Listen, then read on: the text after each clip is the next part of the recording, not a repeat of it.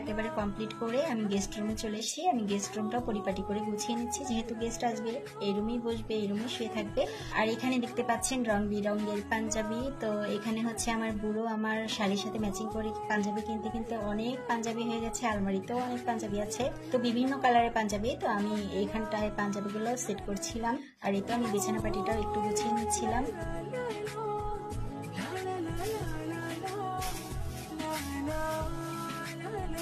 তো ঘরের কাজগুলো শেষ করে আমি তাড়াতাড়ি রান্নাটাও বসিয়ে দিয়েছি, যেহেতু অনেক বেলা হয়ে গেছে, আমাকে রান্নাটা তাড়াতাড়ি শেষ করতে হবে, কারণ ওরা চলে আসবে এখনই।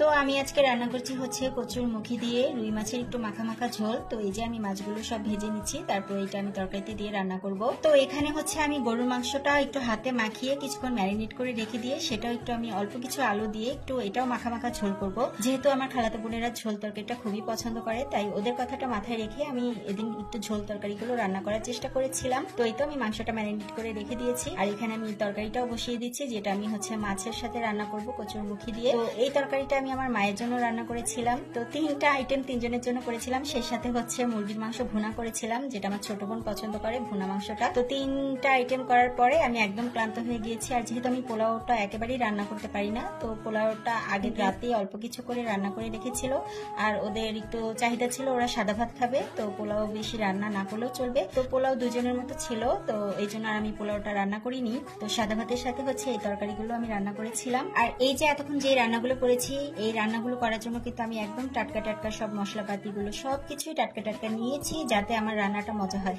কিন্তু ভাই রান্না তো আমার সাথে একেবারেই প্রতিজ্ঞা করে নিয়েছে, তুমি যতই চেষ্টা করো না কেন আমি তোমার হাতে মজা হব না।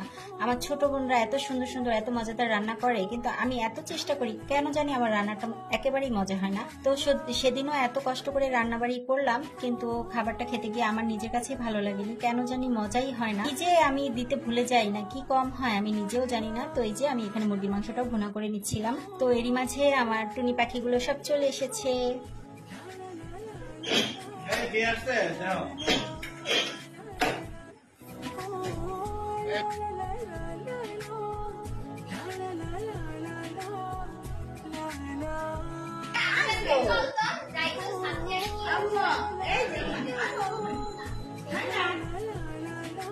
আর এই যে এখানে যে গুড়গুড়ি পাখিকে দেখতে পাচ্ছেন, এটা হচ্ছে মনিরার ছোট মেয়ে। ও তো একটু টিভিতে গান শুনলে নাচা শুরু করে, দেখেন মাশাআল্লাহ, ওকে দেখলে কিন্তু সবাই অবশ্যই মাশাআল্লাহ বলবেন। তো ও চলে গিয়েছিলাম একটু শপিং এ, ওর জন্য একটা ছোট্ট জামা কিনতে। এই যে দেখেন পুতুলটার জন্য একটা ছোট্ট পুতুলের মতোই জামা কিনেছি। ও বড় আপু বললো যে মার্কেটে যাও, গিয়ে টুনটুনি পাখির জন্য একটা জামা নিয়ে আসো। তো এই যে আমার কাছে এটা ভালো